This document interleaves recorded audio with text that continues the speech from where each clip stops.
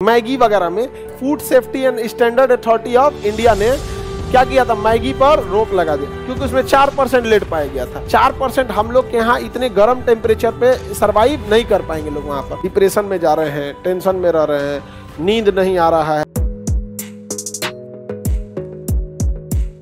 Lead formula क्या होता है, पीबी लेड। लेड को क्या कहेंगे, सीसा।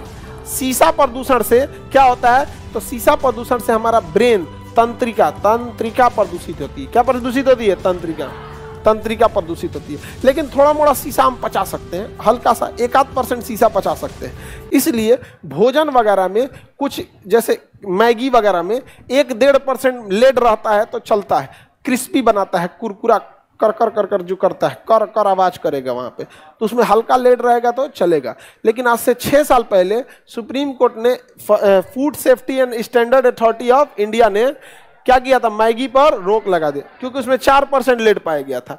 4% हम लोग के यहाँ इतने गर्म टेम्परेचर पे सरवाइव नहीं कर पाएंगे लोग वहाँ पर। समझ में आ गया कि नहीं आ गया यहाँ पे? तो लेड प्रदूषण रोकना जरूरी है।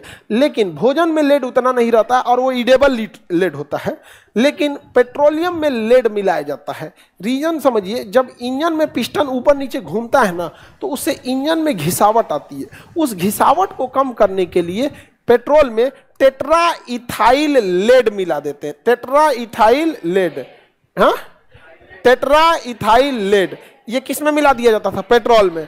अब पेट्रोल इंजन में जाएगा तो इंजन में जाने से ना इंजन के घिसावट और खटखट खटखट जो इंजन करता था, जिसे हम अपस्फोटन कहते हैं, इंजन में आने वाले खटखट की आवाज को क्या कहेंगे, अपस्फोटन का।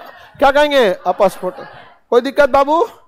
हाँ, नीला टी शर्ट, कोई दिक्कत? बेचारा अगड़ाई ले रहा था, इसे अपस्फोटन कहते हैं हम। कोई दिक्कत? बेचारा हाथों पूरा नहीं ले जा पाया। अब यही लेके, अरे पूरा सब एकदम शांति से सुनेगा, सब में कोनो अंगड़ाई लेगा तो ध्यान नहीं चलेगा, तूर देंगे हाथवा हम। नींद प्रॉपर लेके आओ। लेट समझ में आ गया? उसका लेड प्रभावित हो गया लग रहा है, क्योंकि तंत्रिका प्रभावित होता है और तंत्रिका का प्रभावित होना नहीं चाहिए। ब्रेन से ही सब कुछ है, जो कुछ है किससे है, ब्रेन से ही है। एवरीथिंग इज ब्रेन, सब कुछ किससे है? अब ब्रेन ही प्रभावित हो गया तब, हाँ, सब कुछ प्रभावित हो जाएगा। Any problem? आगे बढ़े।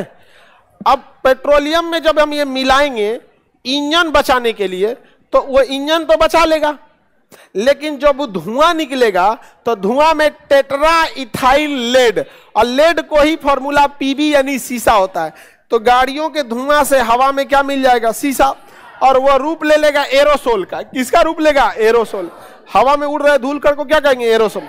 फिर नाक के रास्ते वो शरीर में जाएगा और तंत्रिका को क्या करेगा, प्रभावित करेगा, एकदम टेंशन में रहेगा। तो आजकल देखिएगा ना, लोग बड़ी टेंशन में रह रहे हैं, लोग डिप्रेशन में जा रहे हैं, टेंशन में रह रहे हैं, नींद नहीं आ रहा है। आप लोग को तो नींद आने से परेशान है तुम लोग, हाँ, नींद नहीं आता। मसूर का भी दाल खाते हो लोग, दाल में मसूर मिला देते हो, छोड़ दो, वही डाल देते हो लोग, घर ही से मिला के आता है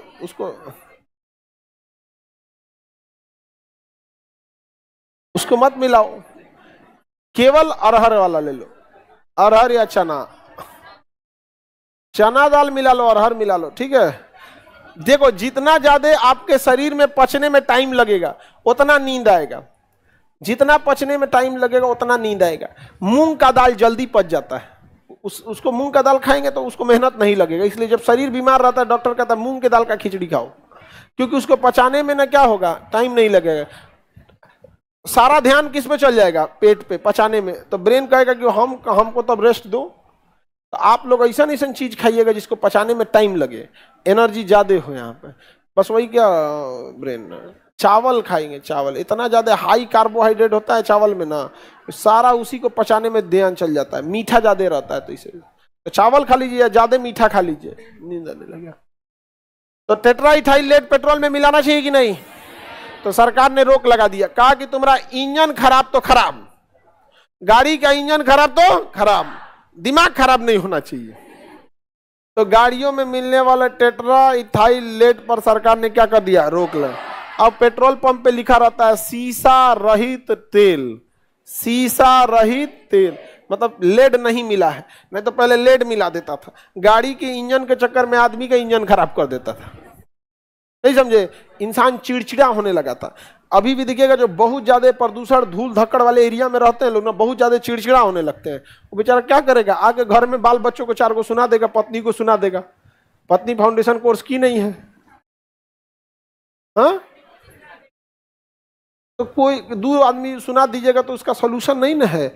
यहाँ पर उसको समझाना जरूरी है कि भाई देख तुम हेलमेट लगाया कर, और अगवा सही जो है होता है ना ढक्कनवा, ये चढ़ा लिया कर, यहाँ पे शीशा प्रदूषण कम होगा।